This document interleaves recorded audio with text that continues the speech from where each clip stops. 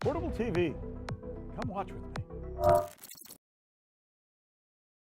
All right, so for more on this, let's bring in George Galloway, former member of the UK Parliament. George, thank you so much for being on again. It's a pleasure, always a pleasure. You heard the reports from Farron and Alex, but let's start with this story that was really, dubious at best, questionable at best, regarding these supposed Russian bounties, and now U.S. intelligence essentially backtracking on it. What's your take? Surprised?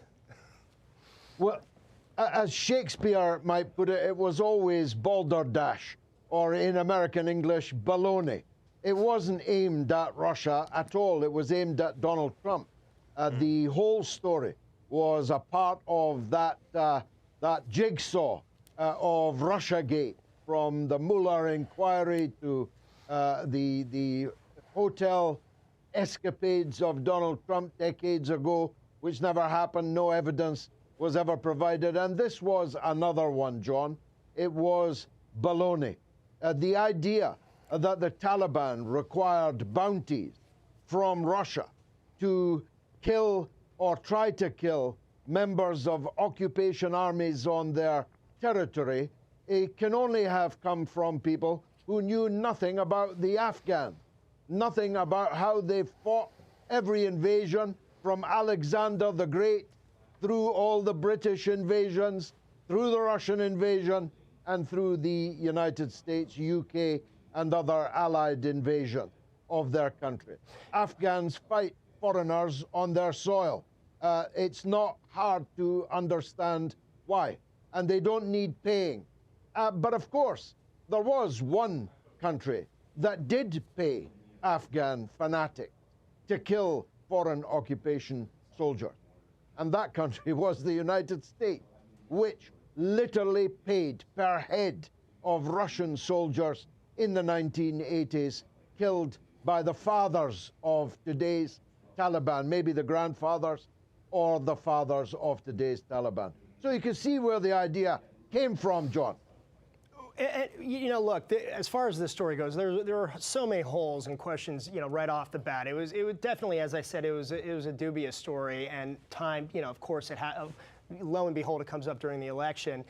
Real quick, off the topic, I want to get to the sanctions, but as far as the U.S. pulling, its forces out of Afghanistan, what's your take on that? You agree with that? I imagine you do.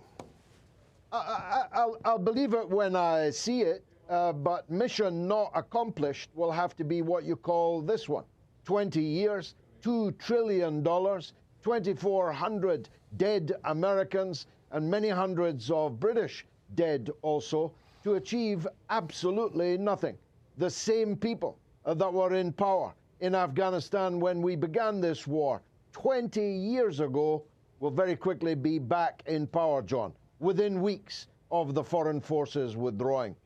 Let's shift back to the sanctions on Russia. What do you think? You think this will really be detrimental to Russia, or is this really just essentially more hand-wringing going on, with the U.S. and between the U.S. and Russia? That must be some spreadsheet that they've got in Washington, John. How do you keep track of all these sanctions? You're now sanctioning almost 40 countries in the world. That's a good 40%, perhaps, certainly a third of all the countries in the world are currently being sanctioned by the United States. And each of these new rafts of sanctions is less meaningful than the last. Russia long ago discounted the idea of U.S. sanctions. One thing it has achieved, unintended consequences are often to be found in history, is to push Russia and China ever closer together, operating in the world economically, politically, who knows, one day maybe militarily, as one unit. And as the sun is rising in the east and setting in the west, that's not very clever geopolitics. The idea that these sanctions will have any meaningful impact on the Russian economy, which is doing rather well, I must say, as a shareholder in some Russian companies myself, hey, sanction me. My shares are going up and up, John. Well, don't say that too loudly, George.